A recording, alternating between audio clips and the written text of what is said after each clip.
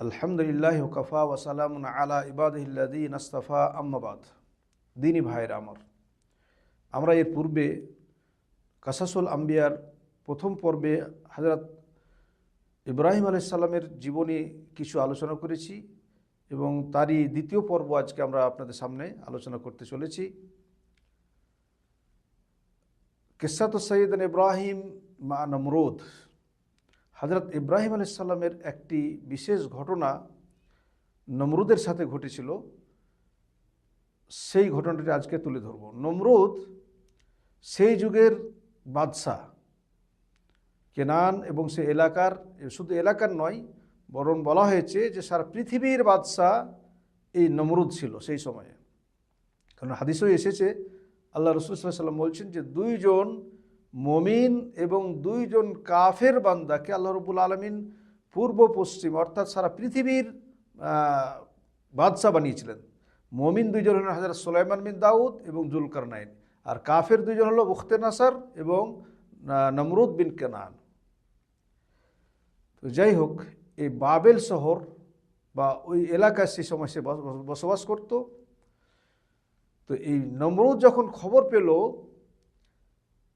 যে হযরত ইব্রাহিমকে আগুনে ফেলা হয়েছিল অথচ তার কোনো ক্ষতি হয় নাই, আগুন থেকে সে সুন্দরভাবে অক্ষতভাবে বেরিয়ে এসেছে, তো এই কথা শুনে নমরুদ বলল, ইব্রাহিমকে আমার কাছে নিয়ে এসো। দ্বিতীয়ত ইব্রাহিম আলাইহিস সালামের নমরুদকে দাওয়াত দেওয়ারও প্রয়োজন ছিল, দাওয়াত দেওয়ারও বিষয় ছিল। তো নমরুদের কাছে ইব্রাহিম আলাইহিস সালাম গেলেন এবং নমরুদের সাথে কিছু তর্ক বিতর্ক হলো। সেই তর্ক বিতর্ক কি হয়েছিল এবং সেখানে কি প্রমাণ করতে চেয়েছিলেন তিনি ইব্রাহিম আলাইহিস সালাম, সেটা আজকে আপনাদের সামনে আলোচনা করব।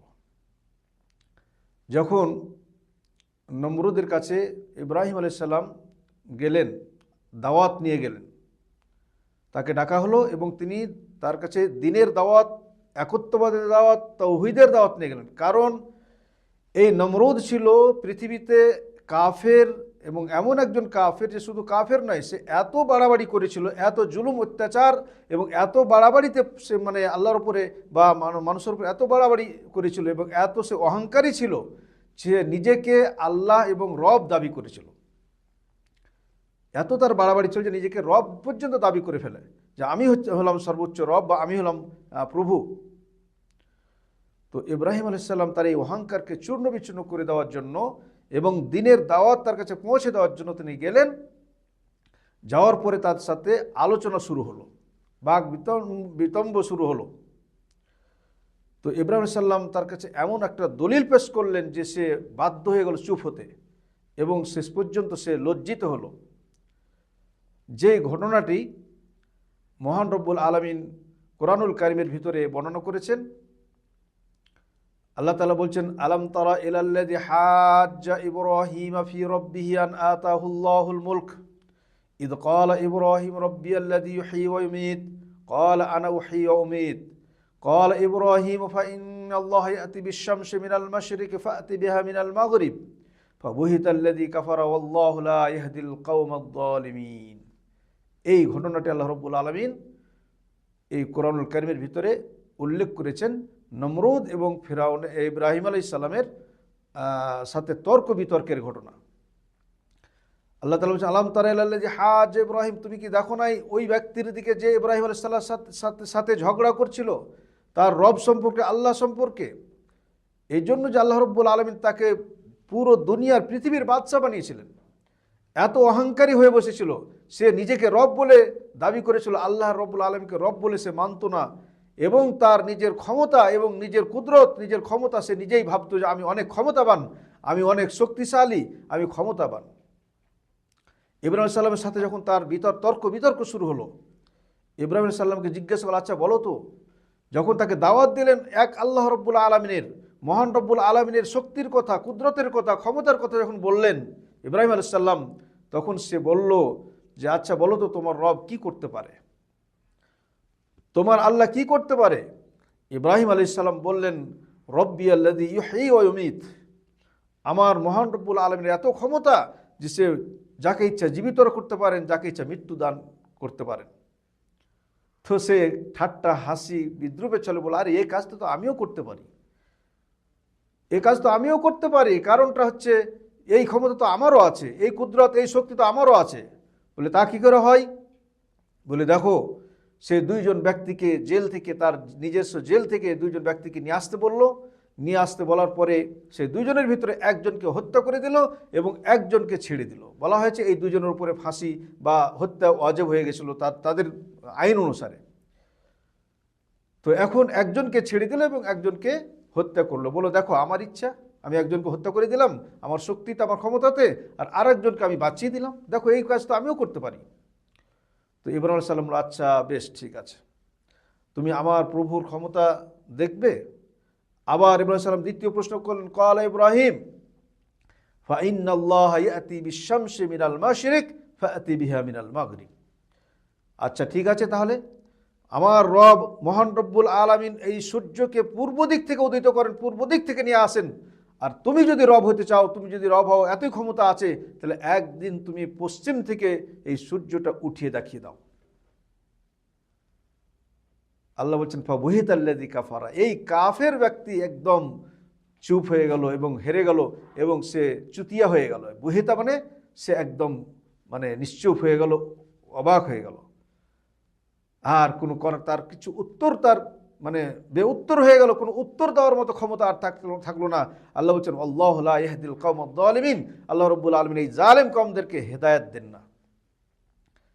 এই একটি ঘটনা, গুরুত্বপূর্ণ ঘটনা ঘটেছিল ইব্রাহিম আলাইহিস সালামের সাথে। তো শেষ পর্যন্ত এ লজ্জিত হলো এই অহংকারী বাদশাহ, এবং লজ্জিত হয়ে শেষ পর্যন্ত কি করবে, কিন্তু তার অহংকার থেকে সে দূরে সরে এলো না। যাই হোক, ইব্রাহিম আলাইহিস সালাম এই মুনাজারাতে তিনি জিতে গেলেন এবং তিনি প্রমাণ করে দিলেন যে মহান রব্বুল আলামিন তিনি হচ্ছেন সর্বক্ষমতার রব, সর্বক্ষমতা তার হাতে, তিনি যা ইচ্ছে তাই করতে পারেন।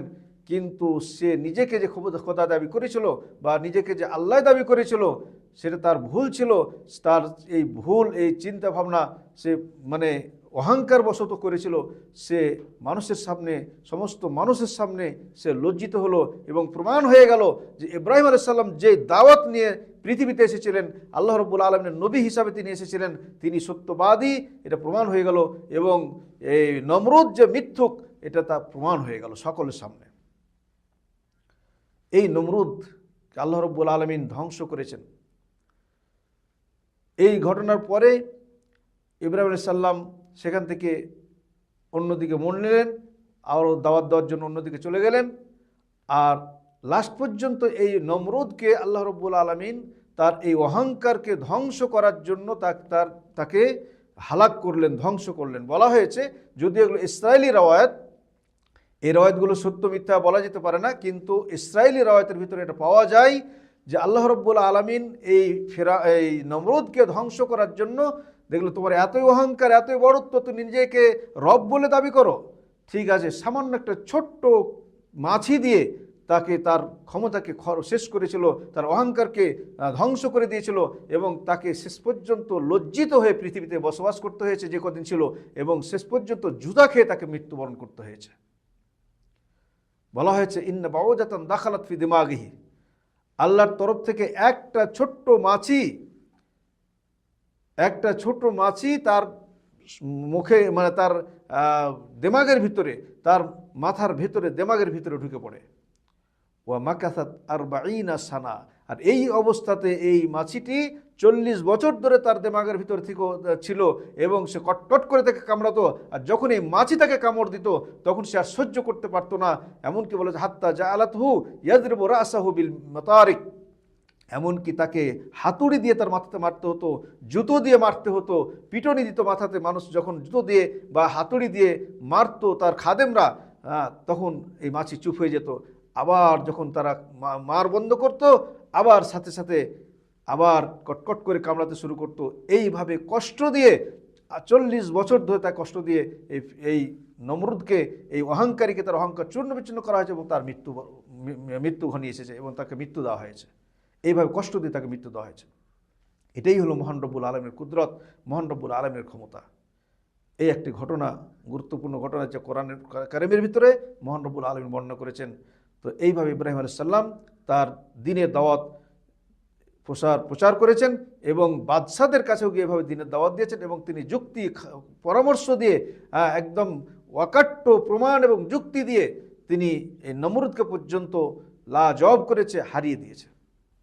আল্লাহ রব্বুল আলামিন আমাদের সকলকে শহীদ দ্বীনের উপরে আমল করা, সঠিকভাবে চলার তৌফিক দান করেন, আমিন। এবং অহংকার থেকে আমাদের সকলকে দূরে রাখেন, আমিন। ওয়া সাল্লাল্লাহু আলা নবিয়িনা মুহাম্মদ। আসসালামু আলাইকুম ওয়া রাহমাতুল্লাহি ওয়া বারাকাতুহু।